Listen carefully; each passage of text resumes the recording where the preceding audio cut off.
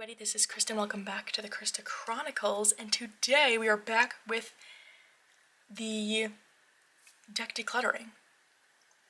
Part 3, I believe.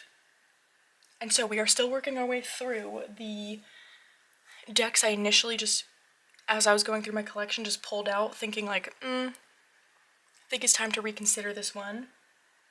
And we are not done.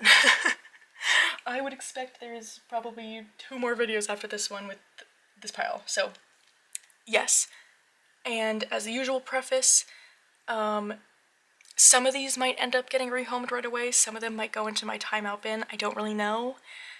Whenever I have not posted anything for sale yet, when that does happen, I will be sure to, whether it's in one of these videos or, you know what, I will share it as a post on my community tab. That sounds like a way to much more easily see that. I will post, I usually do Mercari, so yes. Okay, how many do we have here? I want to say 8. I'm gonna do it how I've been doing it, and I'm organized like last time, where I show the deck I'm kind of reconsidering, and then bringing out a deck that I feel like kind of fills the space that I do really like to use. Does that make sense? I can never figure out how to word that. Anyway, let's get into it. First up, we've got the Mother Tarot. This is making me wonder where the shadow version is, because most likely that will be going as well, but we're starting with the Mother Tarot. Why is my lighting so weird? Oh, is it because I got the backlight on? Hold on. Is that better? I don't know. It's really cloudy outside. That could just be it. So dark. No, I know what it is. Hold on. I was messing with my settings. Oh, that's so much better. Okay, that looks like the colors I usually see. Great. Okay. The Mother Tarot. I have this as a set. Well, no, it's not necessarily a set. But this creator also has the, like, I think it's just called the Shadow Tarot. I don't know. Something like that. Square deck. Very beautiful. I really, like, the colors are so pretty. But I don't think... It's so interesting. Like, I really do like to explore and lean into quite a few different art styles, but there are some that I don't even know why, that it's just, I just don't jive with, and unfortunately I feel like this is one of them. I don't know why. And I think maybe the topic too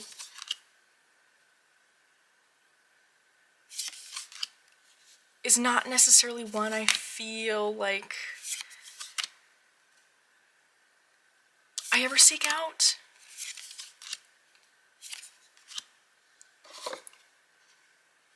Right, like, what is the aim of this? To me, because it's very, divine feminine, female empowerment, it feels like. Embracing the body. Which is fantastic. But I think there's just some aspects to it that, like, I don't know, I'm just never seeking out that energy in this way.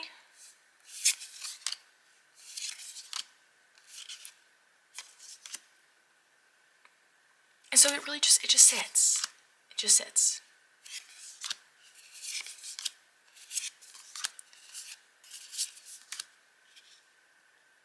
You know what, wait, how am I trying to describe this? Because I think it leans, like, kind of into, like, sexuality as well. Which, again, super cool to see in a deck.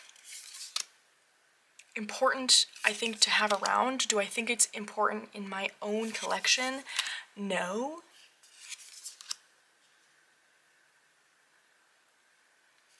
Not at least, like, in the way it's done in this deck. Does that make any sense? I don't know. It's just not something I seek out, like I keep saying.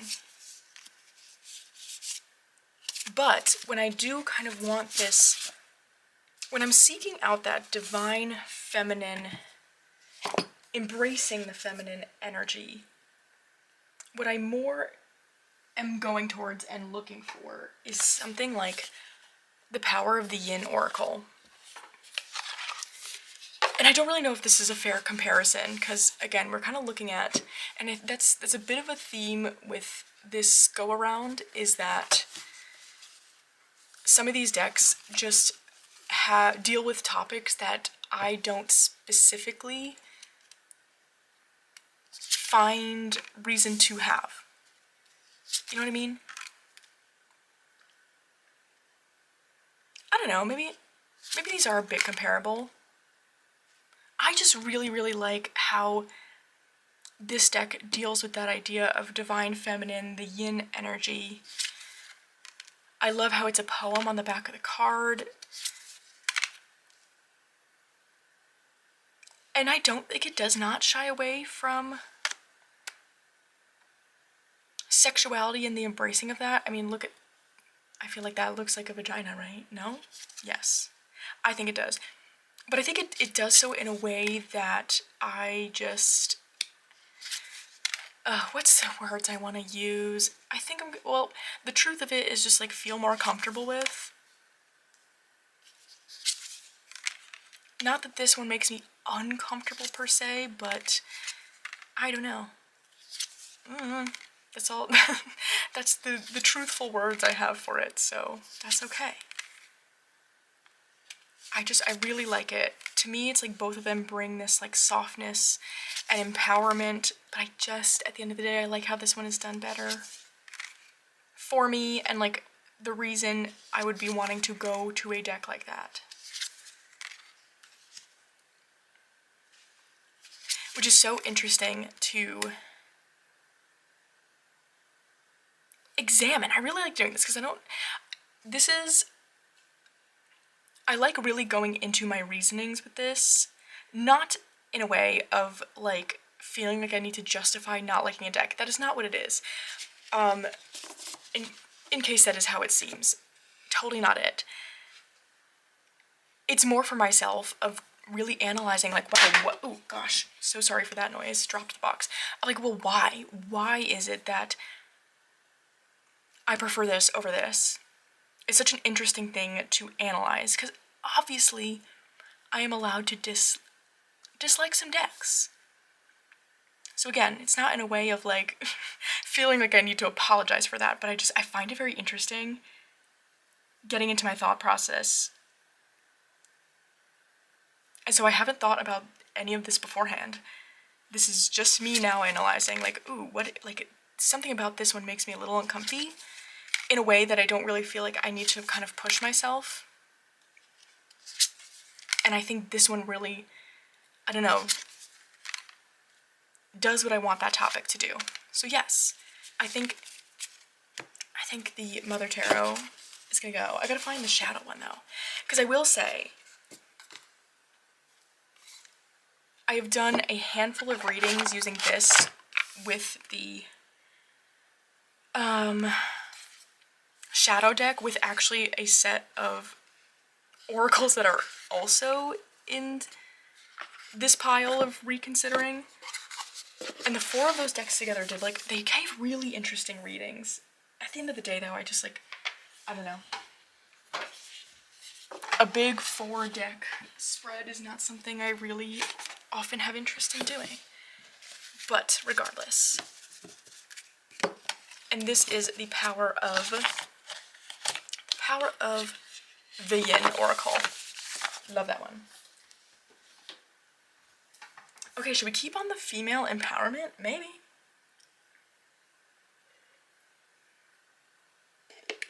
Why not?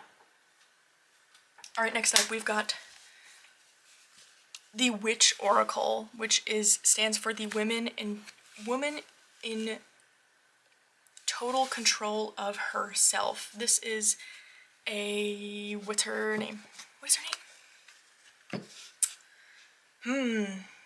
It's US Games. Well, this one is not. Here's part of my thing, is that this Oracle, I know I paid quite the price for on Kickstarter, and then it came out from US Games, and I think the only difference was that maybe there's like an extra card in this version. But from what I've seen, the box is the same, the book, like what? I am okay when that happens. We saw that happen with like, I think it was like the Familiar Tarot or like Oracle or something, but they were very upfront about the fact of like, this is an indie edition coming out, but it will be coming out mass market. And so to me, I'm like, I'm not convinced they didn't know that it was coming out mass market when I feel like they were even just like produced in the same place, because I have other, hold on, what's this creator? The writer is Angie Sullins. I've gotten other Angie Sullins decks, and they are all this same cardstock. So I'm just gonna start there. That, like, up front was kind of frustrating to me, of like, I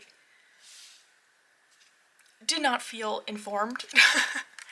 And at the end of the day, I would have just waited for the US Games. Anyways.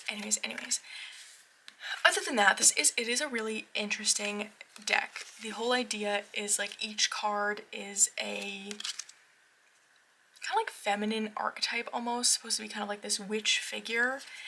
And so it's very like, I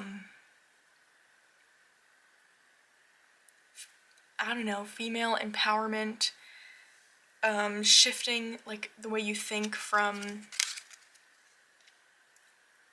I don't know, kind of like a place of making yourself small to just not doing that anymore.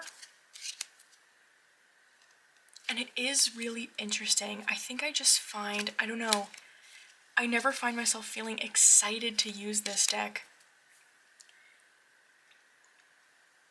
Even though I do think it's really well done. I think like it's very interesting to me because all of the Angie Sullins decks I think are well done. But they have come out in such volume that, one, it just seems wild to me. Like, how are we coming out with so many in like one calendar year, you know? Like probably 2 now.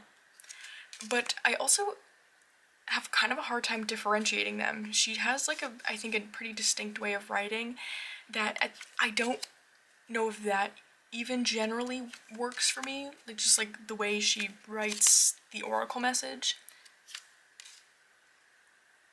But then I also find like, again, I've had a few and they hardly differentiate in my brain. The first of these videos we looked at that Secret Garden one. And I just like mix the two of those decks in my head, and I almost feel like it has led to a space where it's not even like oh, I'll just choose one to keep. Like I don't find myself having interest in any of them. And again, that could be totally just an aspect as well of like maybe, like I'm not sure if her writing style is for me. But I really love the concept of this, and the art is gorgeous. I think it's like it's just, I almost feel like I have become oversaturated with Angie Sullins' work. That it feels overwhelming and has like turned into a thing in my brain of like, now I don't want to look at any of them. You know what I mean?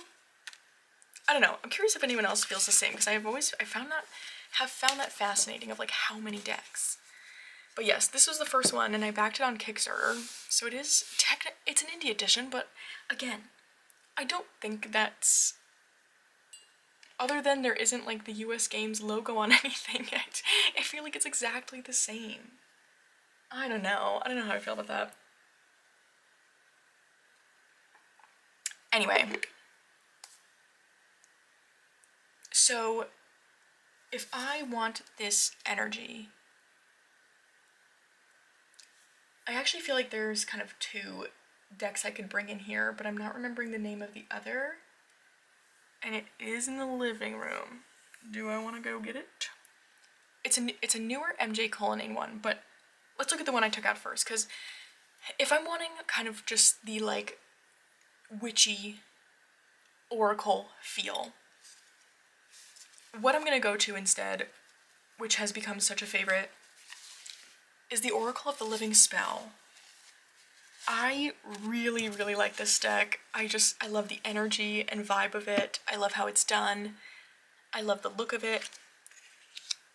And while it's not exactly the same in function for this deck, I found myself going to this one when I wanted that kind of just like female witchy energy. And now that I have this one, if I am wanting that female witchy energy, I'm going to this one. Again, I love how it's done. I love how we have the title, the 3 keywords. I really enjoy the guidebook, how it's written. And looking at them side by side, I feel like I get a similar feeling from both, of just like that kind of, that witchy energy.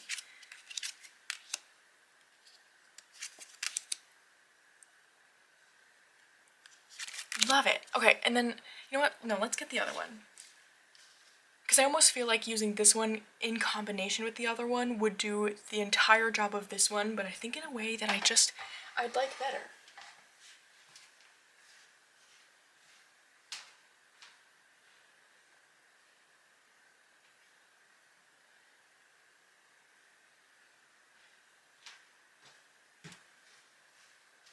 Okay.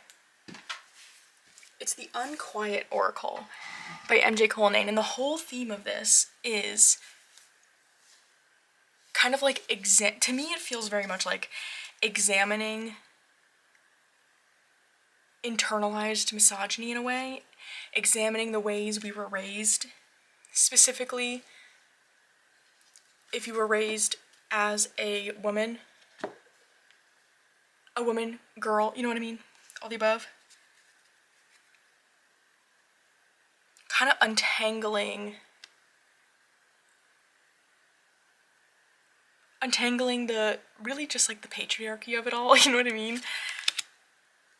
And so, yeah, you know what, yeah, I think, like, with the purpose of this one sort of being, like, unleashing that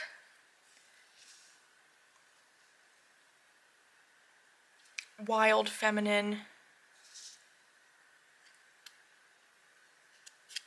making yourself bigger rather than smaller, I think this deck does that even better. I think it really inspires me to, like, really actually dig in and really think about it, like the good girl curse. It feels like this tackles that subject very directly, very head on, where this one kind of skirts around it. And then if I'm going for it, for that kind of witchy feel, I mean, hello? So witchy. I love it. I love this oracle and this oracle, and so I just don't think there really is a need for it, this witch oracle anymore. I think we've spent a lot of time on that now. We're only 2 decks in, love. But yeah, no, I think I'm good. I think I'm good.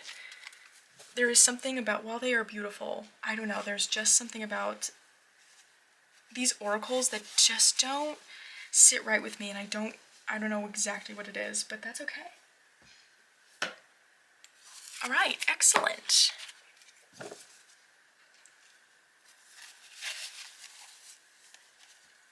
Wow.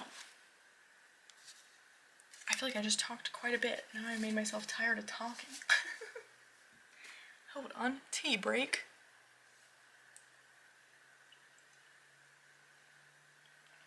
Okay. The Be Not Afraid Oracle. I've not had this one very long at all. This is an angel deck. Very, like, gets to the kind of, like, biblically accurate forms of angels. Very cool. I think it's really well done. Like, honestly,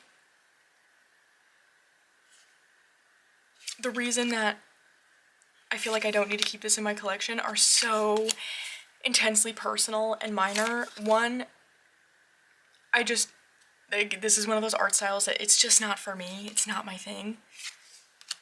And two, I don't really work with angel energy much, not in this way, and so it doesn't really have a place in my collection. But that's it, because I have tried it out, I have used it, and if you are someone who would want an angel deck, I do think this is the one. I think it is so well done, so thoughtful. That's really all I have to say about it. But I did bring out something that, like, if I was wanting that angel energy, what I would use, and that is the Oracle of Heaven and Hell. I want to say it's called the Occult. There's a mass market version. I want to say it's called the Occult Oracle. I don't know. Don't quote me on that, but I'll have it linked below. This is by Travis McHenry, and what this deck does is you get an angel and a demon on one card, and you get their... Again, I do kind of think it gets to... Does it get to biblically accurate? I don't know. Not sure. But you get the name of the angel, you kind of get what they were about, and then underneath that you have the demon. And I find, even though I don't specifically necessarily seek out working with that energy in a spiritual way, I find the readings with this oracle to be very compelling and just interesting, because when I use this, I will pull a card, and right now it is all like upright, but which is kind of incredible. I must have just gone through and like righted them all. But I will shuffle in, oh no, there we go. Now, I do shuffle in reversals, which is not even really like a true reversal, but I mix them around because to me it's like, I want to know, is it the angel on top or is it the demon? But then also like looking at their two different meanings and thinking about sort of like what makes them sort of like, what about them makes them a pair? How do they repel? How do they attract each other? Like something like obedience with war and strife. That's very interesting. It kind of gives this idea of like, almost like obedience at what cost? I don't know. I really like the readings I get from this. And so again, angels is not really something I totally work with, but in the context of this deck, I really like it. So yeah, that's a quick one. I think this one can go. The Be Not Afraid Oracle.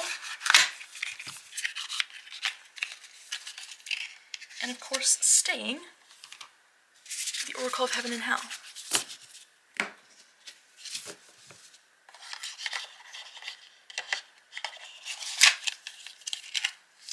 Okay.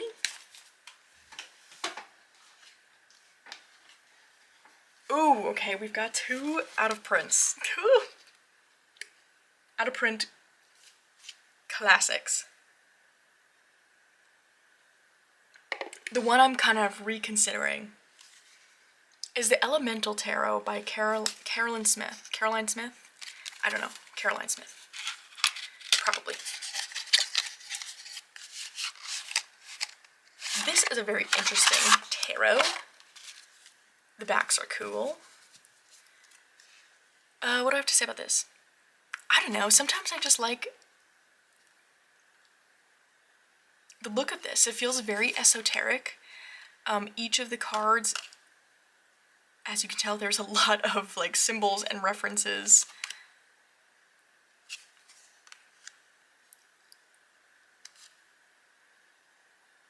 A lot of renaming going on.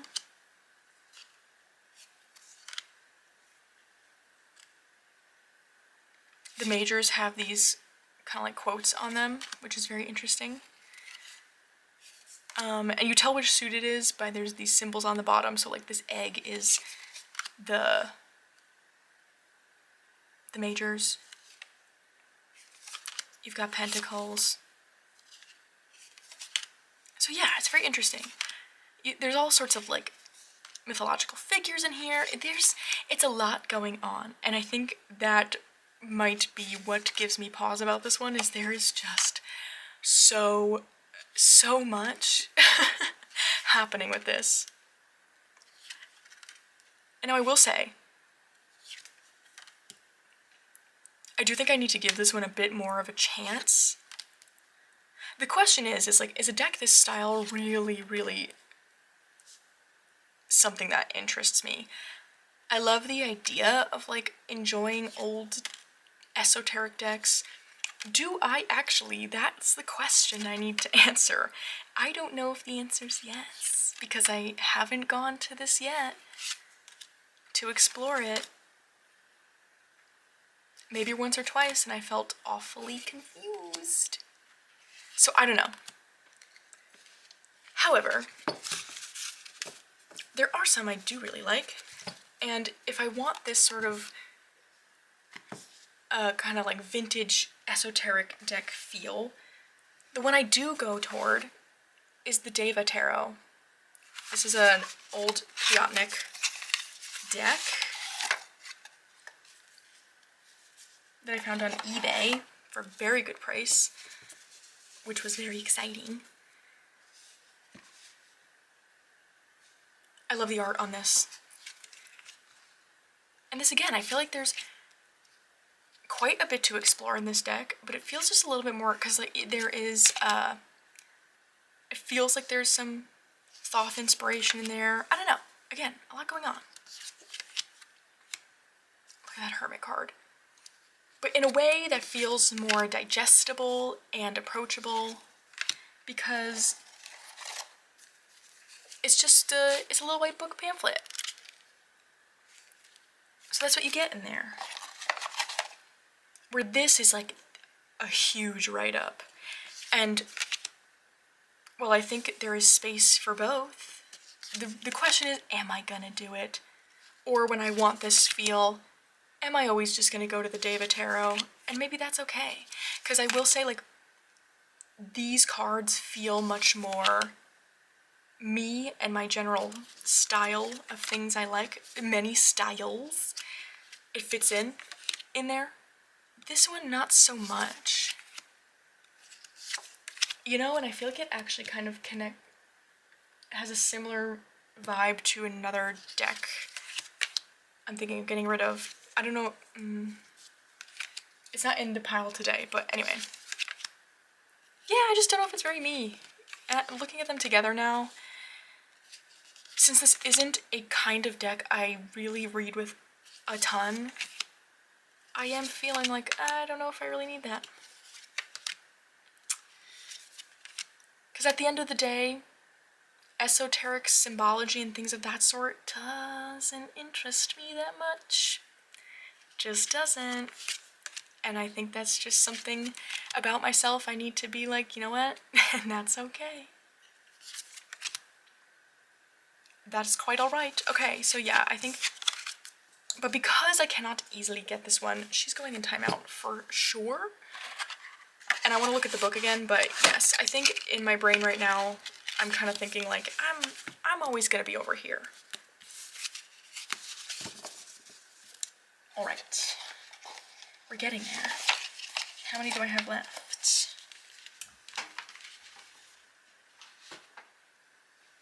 Oh, just 2 more to go. Did I have, how many did I have? Maybe we just did 6 today. It was not 8, we did 6.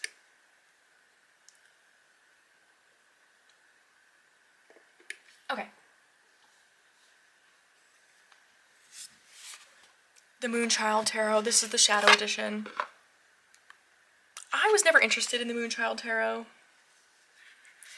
Things that are, one, again, this is another one of those art styles that generally is not my thing. It's very kind of like otherworldly, atmospheric, but then also this kind of like celestial feel. Also not my thing. While it's something I like to dip my toe into sometimes, celestial, I don't know. It's just not, it's not a category I enjoy. And it's not something I really think about much or desire to. And so, yeah, okay, I'm looking at this now. And when this one came out, I was like, you know what? It is very different from me, but if I were gonna try any of Danielle Noel's decks, this is the one I can see kind of working for me. But it's not my thing, and that's okay. But when I do kind of want to dip my toe into anything celestial, the way I'm gonna do it...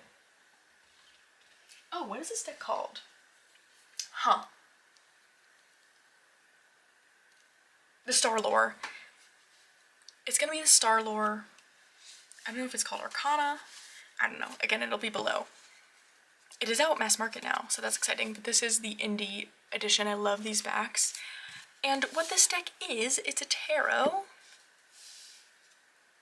And each of them has a constellation. And if I'm wanting to get into outer space, the night skies, I am much more interested in constellation stories and mythology and how that relates to tarot versus kind of like celestial, anything astrological. Maybe not anything, that's being dramatic, but like, I'm not an astrology kind of gal, generally. And so anything with like that sort of like otherworldly feel is just not my thing. Where this one feels a little bit more grounded, taps into an interest, and gives me that feel of kind of working with the stars in some way. Yeah, okay, this feels like it's confirming it for me. Like, this kind of thing it's just not for me, and that's okay. But I love this deck. It's so interesting. But you know, like, this card, honestly, this was the one I saw, and I was like, okay, I need to see this. The Dark Veil, how gorgeous is that? Isn't that the worst when there's a deck that it's like, okay, I'm not really jiving with this, but there is one card that, like, you love so intensely? It's okay, that's what, like, prints are for. Okay. Yes, I think my mind is made up, but probably will go into timeout because she was a pricey gal. But that is the Moonchild Tarot Shadow Edition and the Starlore Arcana, I think is what it's called. Okay, we've got one more pairing here.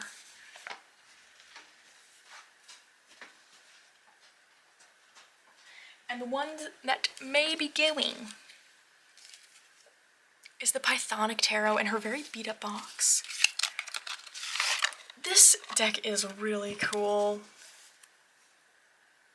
The artwork is interesting. But I don't know, again, I think it's just... It has this very cool kind of witchy magical feel. Oh my goodness. Miss Dolly.